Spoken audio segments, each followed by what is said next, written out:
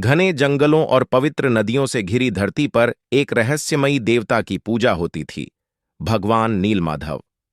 एक आदिवासी प्रमुख विश्ववासु जंगल के भीतर एक गुप्त स्थान पर प्रतिदिन नीलमाधव की पूजा करता था। उस स्थान का रहस्य किसी को नहीं पता था। उसी समय मालवा के महान राजा इंद्रद्युम्न को भगवान विष्णु के इस रहस्यमयी रूप के बारे में पता चला। राजा के मन में इच्छा जगी, यदि मुझे नीलमाधव के दर्शन मिल जाए तो मैं पूरी दुनिया को भगवान के इस दिव्य रूप का दर्शन कराऊंगा।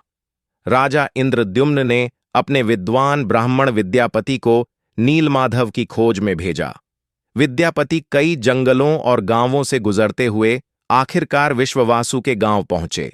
विश्ववासु ने पहले तो नीलमाधव के बारे में कुछ नहीं बताया, लेकिन समय के साथ विश्वास बढ़ा और विश्ववासु ने अपनी बेटी ललिता का विवाह विद्यापति से कर दिया। ललिता को अपने पिता के रहस्य का पता था। एक दिन उसने विद्यापति से कहा, मेरे पिता जंगल में भगवान नीलमाधव की पूजा करते हैं, लेकिन उस स्थान तक किसी को जाने की अनुमति नहीं है। आखिरकार बहुत आग्रह के बाद विश्ववासु ने विद्यापति को नीलमाधव के दर्शन कराने की अनुमति दी, लेकिन एक शर्त थी, विद्यापति की आंखों पर पट्टी बांधी जाएगी। चतुर विद्यापति ने रास्ते में चुपके चुपके सरसों के बीज गिरा दिए। जब वे मंदिर पहुंचे तो विद्यापति ने पहली बार भगवान नीलमाधव के दिव्य दर्शन किए। वहां दिव्य सुगंध, प्रकाश और अलौकिक शांति थी। विद्यापति ने मन ही मन प्रणाम किया। विद्यापति वापस लौटे और राजा इंद्रद्युम्न को सारी कहानी सुनाई। राजा बहुत प्रसन्न हुए और तुरंत सेना के साथ नीलमाधव के दर्शन के लिए निकल पड़े। लेकिन जब वे उस स्थान पर पहुंचे, नीलमाधव की मूर्ति गायब हो चुकी थी। राजा बहुत दुखी हुए। तभी आकाशवाणी हुई, हे इंद्रद्युम्न, अब मैं जगन्नाथ रूप में प्रकट होऊंगा। समुद्र किनारे एक दिव्य लकड़ी दर्भु ब्रह्म मिलेगी, उससे मेरी मूर्ति बनवाओ। कुछ दिनों बाद समुद्र किनारे एक विशाल दिव्य लकड़ी का लट्ठा बहकर आया।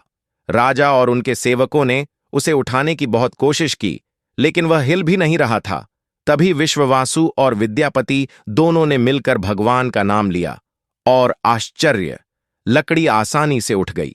राजा समझ गए कि यह भगवान की इच्छा है। एक दिन एक रहस्यमयी वृद्ध बढ़ई महल में आया। उसने कहा, मैं इन लकड़ियों से भगवान की मूर्ति बना सकता हूं, लेकिन मेरी एक शर्त है। 21 दिनों तक मुझे एक कमरे में अकेला काम करने देना होगा। कोई दरवाजा नहीं खोलेगा। राजा मान गए। कई दिन तक कमरे से केवल औजारों की आवाज आती रही, लेकिन 14वें दिन आवाज बंद हो गई। रानी चिंतित हो गईं और दरवाजा खुलवा दिया। जैसे ही दरवाजा खुला, वह रहस्यमयी बढ़ई गायब हो गया और सामने थीं भगवान जगन्नाथ, बलभद्र और सुभद्रा की अधूरी लेकिन दिव्य मूर्तियां। राजा समझ गए, वह बढ़ई स्वयं भगवान विश्वकर्मा थे। राजा ने उसी रूप में मूर्तियों को स्थापित किया और इस तरह जगन्नाथ धाम की स्थापना हुई। आज भी जगन्नाथपुरी में वही अद्भुत मूर्तियां विराजमान हैं।